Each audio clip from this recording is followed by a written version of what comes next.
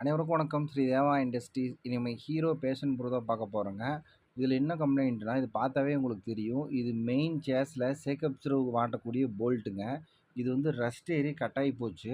இது நம்ம கஸ்டமர் வந்து இது கட் ஆனதே தெரியாம அப்படியே ஓட்டிட்டு இருந்திருக்காப்டிங்க. இது ஃபுல்லாமே டெயில் பீஸ் வந்து கவர் ஆயிரும். ஏன்னா, அது உள்ள இருக்கிறது வந்து தெரியாது. சரி நம்மகிட்ட கொண்டு வந்தாப்டிங்க என்னடான்னு கழட்டி பார்த்தா இந்த கண்டிஷன்ல இருந்திருக்கு. இதுக்கு நாங்க என்ன சொல்யூஷன்னா வந்து இந்த சேஸ் பைப் இத அப்படியே ஃபுல்லா அக்கட்டால அறுத்து எடுத்துட்டு, இதே மாரி பெண்ட் பண்ணி போட்டு தருவோங்க.